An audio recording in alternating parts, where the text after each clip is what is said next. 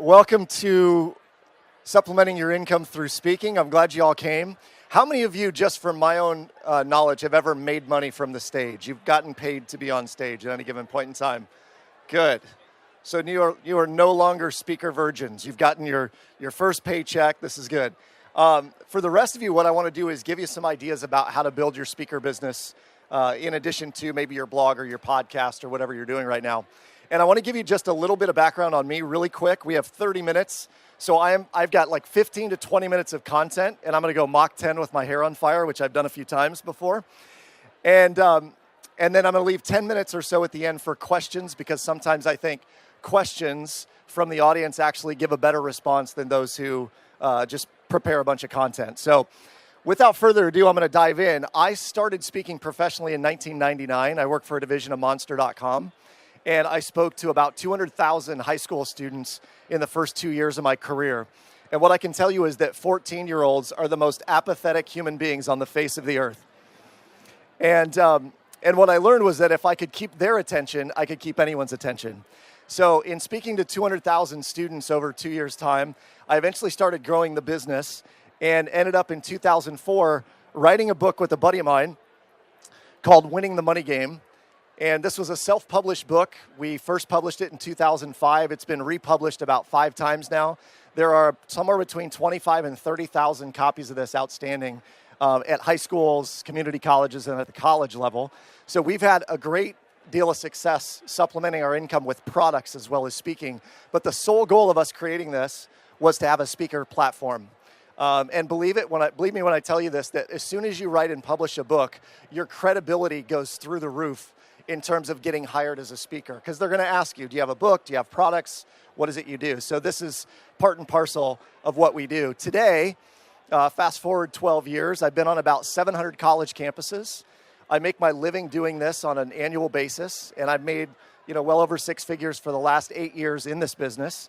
What I saw was that when I started, I kind of had this bell curve, right, this hockey stick, that I started out fairly slowly, and then when I hit momentum, it grew really, really fast. So today I'll do somewhere between 40 and 60 speaking engagements a year. I travel all over the country and have been out of the country. I did a TEDx talk at the London Business School as a result of some of the work that I did.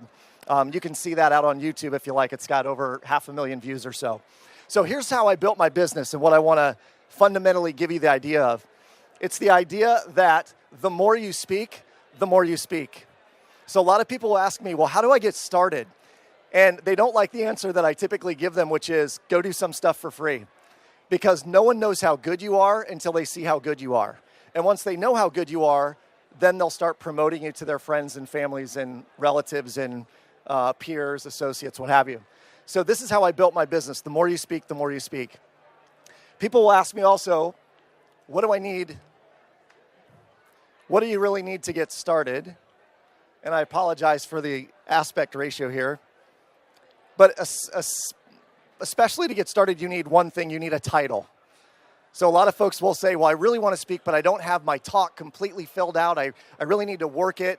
And what you get into is this mode of perfectionism where you feel like you have to have 45 to 60 minutes nailed before you ever start promoting your talk. And I believe that if you really want to get speaking, you need a title and a session description for that title. You need either one or ideally 3.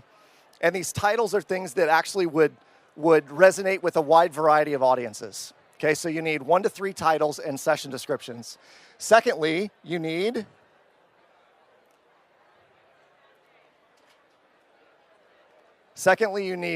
clients. You need people who are going to pay you.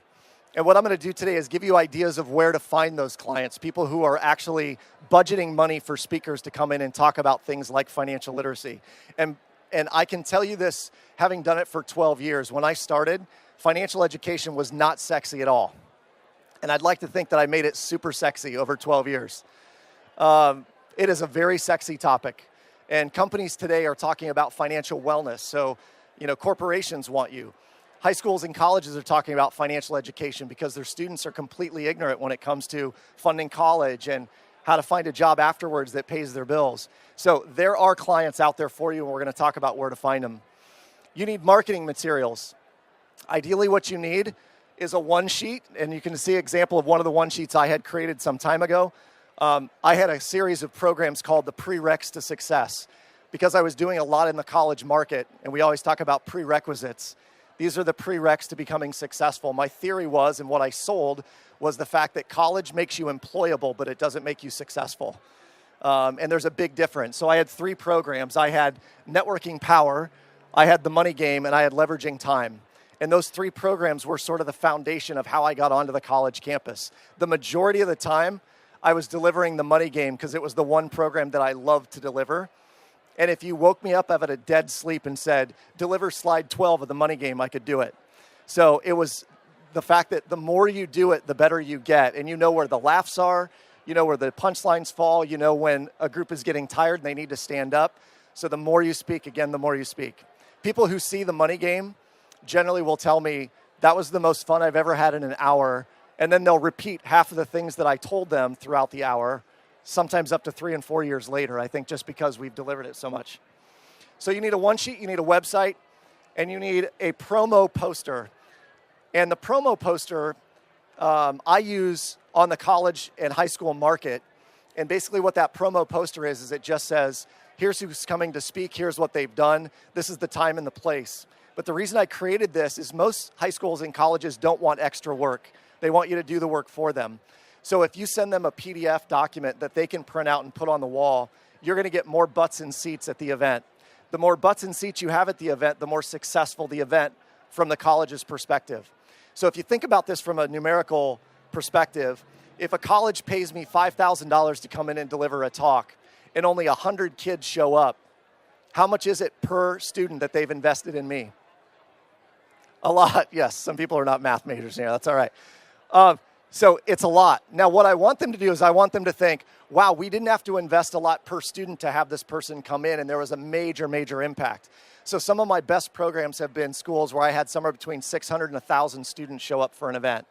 Granted, there's a little bit of work that goes into that, but it's well worth it on the back end in terms of book sales, because we would print these for $1, we'd sell them for $10 at events, and typically 20 to 30% of your audience is going to buy a product, okay?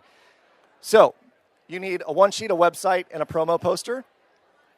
I would recommend outsourcing nearly everything that you don't like to do or know how to do well. So I am not a graphic designer. I don't pretend to be one. I like Keynote, and I'm proficient, but I wouldn't say I'm an expert. So you probably have worked with someone from Odesk or Elance. The two of those combined forces and are now called Upwork. So as it stands right now, I have a guy in Romania who's doing all of my design work, and he has a poster that he's putting together for me today, which I messaged him on Upwork and said, I need this by the end of today if that's possible. And he sent me a note and said, no problem, I'll have it done, it'll be in your inbox, and I think it cost me $26. So if you're not using Upwork to have a lot of your design work done or your research done, so as an example, you could have someone on Upwork look up all of the universities in your area and go out and find all of the campus activity directors or all of the Greek life directors or all of the deans of the business school and create a list for you to then mass market to those folks. And that would probably cost you somewhere between $50 and $75 on Upwork to have someone go out and find that for you. These are the lists of places where you're going to go. So who's going to hire you? Typically falls into 3 buckets for me. It's college, it's corporate, and it's association. And I'll go through these fairly rapidly. On the college level, there are certain groups, and I apologize, you guys can't see this. Let me do this.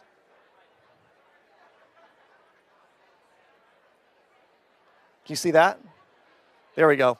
So NACA is the National Association for Campus Activities. This is a major association of all the campus activity directors in the country. APCA is the Association for the Promotion of Campus Activities. It is like NACA Junior. So they work with a lot of the junior colleges and smaller schools out there in the public eye. Fraternities and sororities have budgets for speakers. Specifically, now think about this. How many of you were in a fraternity or sorority in college? What did you have to pay on a regular basis? Your dues. Do you know the one person in the fraternity that had to collect the dues was the most hated person in that fraternity? Because they're like shaking people down for the money. They want someone to come in and talk about financial literacy. By the way, one of my greatest clients is a professional business fraternity. It's known as Delta Sigma Pi. And there are other groups like Alpha Kappa Psi and Pi Kappa Epsilon They're all over the place. These guys hire me for about 8 events a year, and I will travel all around to different regions to do their events. And at each event, there's somewhere between 200 and 400 prospects at those events that will then look to hire me at the end of it. So I tell them, hey, if you're interested in bringing me to your campus, fill out this strong interest form, and a member of my team will get back to you afterwards. And then I give them this caveat. I will not take any money from your chapter, but I will take money from your university. Okay, so I let them know how much it's going to be up front, and I tell them I've created a system for you to go out and get those funds secured. So it's not going to be any more work on your part. So making it really easy is important. NCAA athletes actually have money that's set aside specifically for their own training, and speakers that come in and talk about various things. Imagine how many NCAA athletes could eventually go out and get sponsored or potentially go pro that could make some serious money missteps early on in their career. That's what this is for. Campus activities. How many of you went to a large state university? Good. Larry, how many people went to your school? 28,000. I bet every student in that 28,000 paid $75 a semester at least in campus activity fees. They may not have known it. It was baked into the pudding, right? But that's what they're spending. So take 28,000 times $150. That's how much the campus activity budget is on most campuses. So for you to come in and think that you can't get $5,000 is ludicrous, right? They're spending that in pizza at orientation. They spent that in balloons for one event. So they need a good speaker, and you can be the one that secures that kind of funding. In the corporate level, it's training departments. You can work with C-suite executives, the marketing department, professional development or CEO groups. The corporations that I work for are big into financial wellness. So any group that I see that has something in the paper that says financial wellness is a new initiative of theirs, you better believe I'm on the phone with them talking about how impactful a program could be for their employees. And maybe not just a program, but like a 6-week course or a 12-week course that I'm going to come in and deliver for the small sum of X, right? And it could be tens of thousands of dollars if you wanted it to be. Associations, this is a big one, and I want to focus on this top one, the SAE. This is the Society of Association Executives. Now, every single association in the world is a member of another association called the Society of Association Executives. Every one of your states has an SAE. So in Iowa, where I'm from, it's the iasae.org. In Colorado, it's the cosae.org. So you just have to look up whatever your state SAE is. But the SAEs have conferences of their own that you can go in and speak to, and then guess who your audience is? All the association executives who are going to hire you to come in and speak to their association. So remember I said at the beginning, the more you speak, the more you speak. If you can get into an SAE and you get in front of 100 decision makers that could put you in front of 400 decision makers, it has this exponential effect, and that's how my business has grown over the last 12 years. Does that make sense? Yes or yes? Cool. Conference work, there's a conference. I would venture to guess every single day of every single year there's a conference going on somewhere, right? So all you have to do is look into conferences in your local area, or what I like to do is figure out where I want to take my wife on vacations, and we look at what's going on in Atlanta, and what's going on in Florida, and what's going on in Dallas, and what's going on in Las Vegas. And then I call all those conference folks and tell them who I am and what I do, and generally that will net me 1 gig out of 5, okay? So I tend to use my business as a method of travel and fun. And I told Adam earlier today that I've done this for 12 years. I don't feel like I've worked a day in 12 years because what I get to do is get up in front of people and inspire and make them laugh and have fun and effectively impact their life in some way, shape, or form. And that's the power of public speaking. Meetings could be any kind of business meeting or a Rotary, Lions, and Kiwanis Club. This is what I would call low-hanging fruit for all of you. When we talk about the more you speak, every single Lions Club, Kiwanis Club, Rotary Club, they are meeting on a regular basis and they're looking for speakers every single time. Okay, you could be that speaker. I took way too much time on that slide. By the way, all of these will be up on slideshare.net/Adam Carroll, 2 R's, 2 L's. Slideshare.net/Adam Carroll. All right, going down one. Here's the price script. Everyone's like, well, what do I charge? I don't know what to charge. How much should I charge? They are going to ask you, what is your fee for doing this? Your response is not $500, right? Because that first time you blurt out what your fee is, it will feel like you're choking on your own tongue, I swear. So what you do instead is you say, it really depends on the kind of work I'm doing. What is your budget for speakers for this event? Because here's the deal. Maybe you're keynoting. Maybe you're leading a workshop. Maybe you're doing a breakout session. Maybe you're doing 3 of them. Maybe they have you all day or for a half day. However you want to break that up is up to you. But when you know ahead of time kind of what your fees are, it makes it a whole lot easier, okay? Are there opportunities too, if they don't have the money, flat out, they say, we have no budget. We're a nonprofit. We have like a $250 honorarium. Do you have an ability to obtain the attendee list? Because there's money in that list. Do you have an ability to market a product or service? Can I sell a book or CDs or a movie or whatever I have?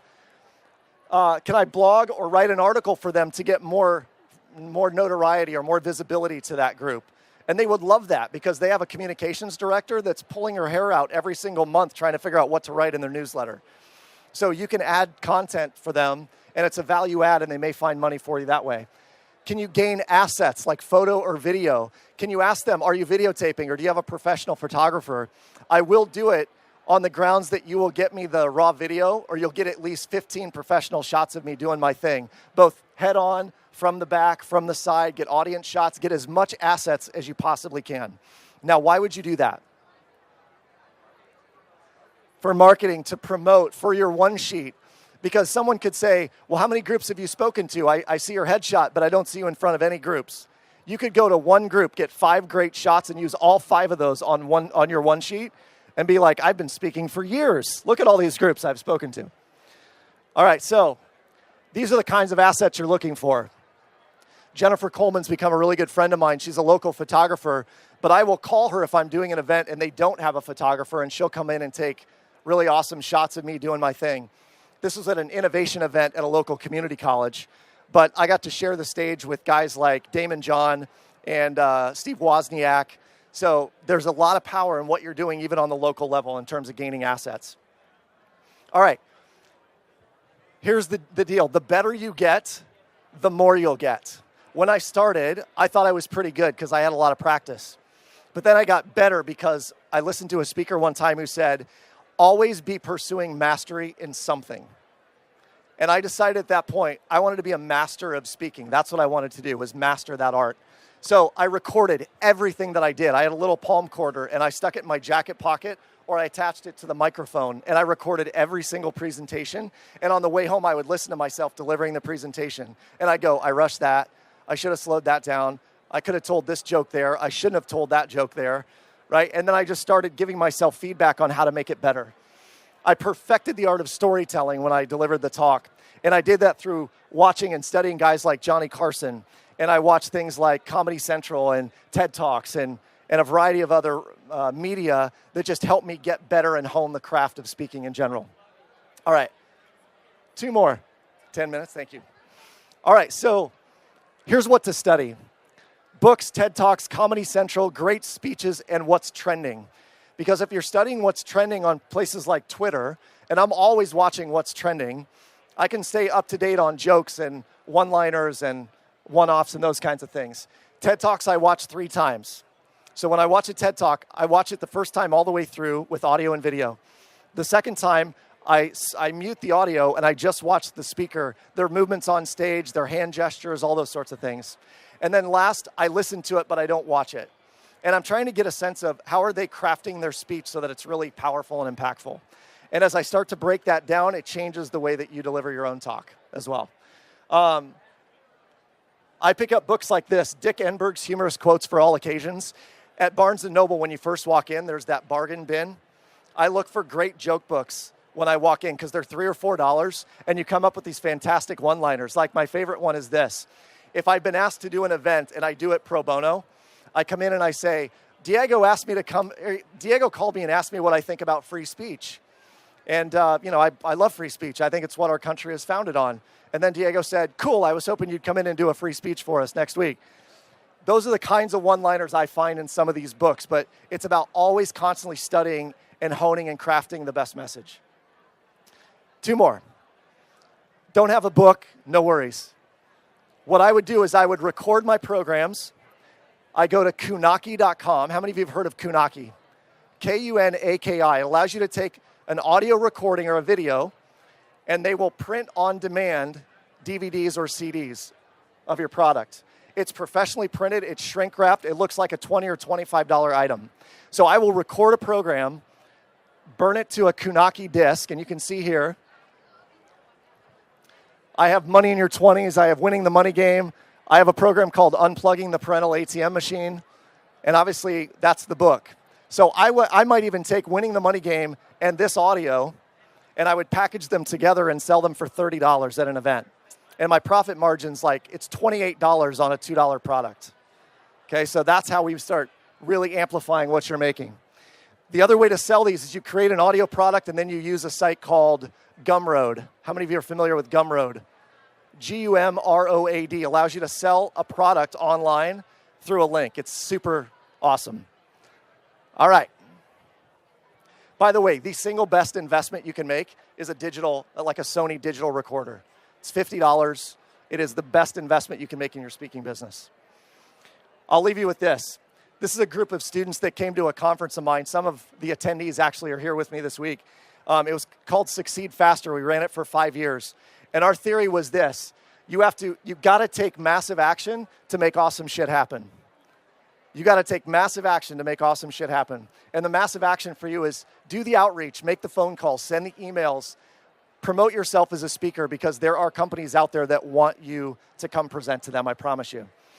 Here's how to get a hold of me, and what questions do you have?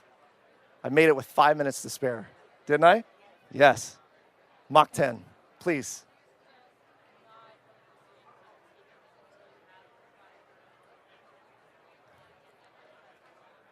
Great question. The question was, do you suggest waiting until you have a book or a product to go out and speak? No, absolutely not. Go do it. Go cut your teeth. Here's the reason why. The more you tell your stories, the more formulated your stories are when you eventually write the book or record the product. So get as much practice as possible. And don't worry about the people who are like, well, what else have you done? Well, do you have a book product? Because you could say, I have one in development right now. In development's right up here. Like, it's always in development. You know, how many books do you have? I have 3, but I have 6 in development. They don't know that it's just like, I'm thinking about 6 books all the time, right? Great question. But no, don't wait. Get started right now. Because I think about where I would be if I had waited 2 years to start, right? I think you can take exponential leaps in your speaking career just by getting out there. And cut your teeth and be willing to do it. Be willing to fail a few times. It's good. Joss. So, you are funny. You are funny. You just don't even know it. She asked, what if you're not funny? That's why you watch Comedy Central all the time. I started watching Comedy Central, and then I was picking apart jokes and why they were funny. And, hey, we're all here learning about how to market and promote and make money on our blogs and podcasts and whatnot. There are comedy colleges you can go to or courses you can take that teach you how to write jokes. So when I first started, I went through this thing called Gavin Jerome's Comedy College. And he taught us how to do jokes the right way. And it's set up, punchline, punchline, punchline. So you'll hear when I deliver programs, I'll set up a joke, and then I deliver something, and they all start laughing. And then I'm like, ha, ha, ha. And then I deliver another punchline, and they all start laughing. And then I'm laughing, and then I go, and then I deliver one final one, and it brings the house down. Because that's what great comedians do. They set up punchline, punchline, punchline. But I learned that just like you could learn that. It's a learned skill. Great question. What else? Yes, please. Yes, cool.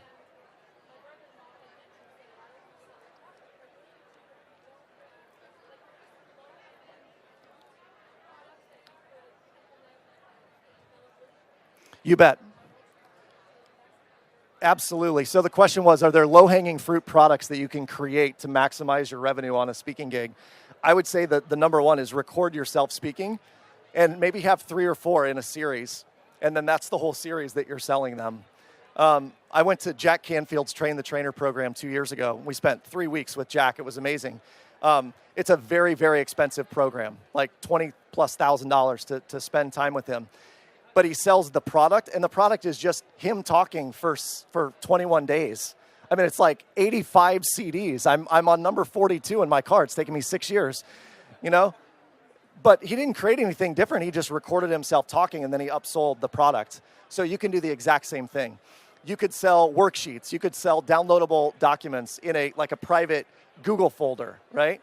I mean, all of us are in the personal finance space. Why are we not selling our own budgets and our own meal plans and our own, whatever it may be? Trust me, people will buy whatever it is you're selling if you've done a good job from the stage. And a mentor of mine once told me, if they want to take you home with them, you've done a great job, right? Yes, Nick. Yep, currently working 9 to 5. Totally, absolutely. If you're working a 9 to 5, don't think that you can't be in this business, because all the Rotary and Kiwanis and Lions Club folks, they meet over the lunch hour. The chamber events that are in your local city, they're always looking for someone to come in and wow the crowd for 20 minutes. And you know what? Take those gigs. Go in over your lunch hour, do 20 or 30 minutes of your best material, and then begin to hone it until you have an hour. Now go out and sell it. And when you sell it, if you're a 9 to 5er, look at a circumference or a diameter of all of the schools around you, high schools, community colleges, and work on those first, because they will do evening programs. High schools, not so much, but JUCOs and colleges absolutely will. I have yet to do a college event during the day. All of my college events are at night, which is perfect, because then we go out afterwards. So I still get to be in college, which is kind of awesome, because it was the longest and most expensive party I've ever been to. How are we on time? 1 minute, one more question, please. Great question.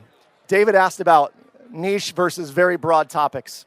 So I believe that when you have some seasoned experience behind you, going to a niche is probably the best bet.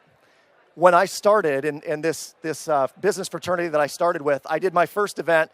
I delivered Winning the Money Game. Afterwards, she called me, the woman who had hired me, and said, "Wow, that was great. We got a lot of great feedback. What other programs do you have?"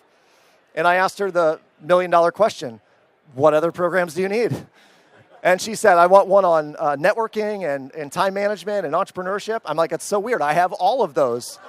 And so then I went home and I created all of those. And I went on to deliver all of those to their group, and then we sold those to colleges and so on and so forth. So I would say if you want to, do the shotgun approach, have a bunch. But then at some point, you're going to probably, go into your niche market pretty quickly. So great question. I will be around, guys, for the next 2 or 3 days. I leave early Sunday morning. So if you want to grab me, please do. Message me in the app if you want. I'm happy to help in any way I can get you off the ground speaking and making rampant amounts of cash. Thanks for being here. Appreciate it. Yeah, thank you.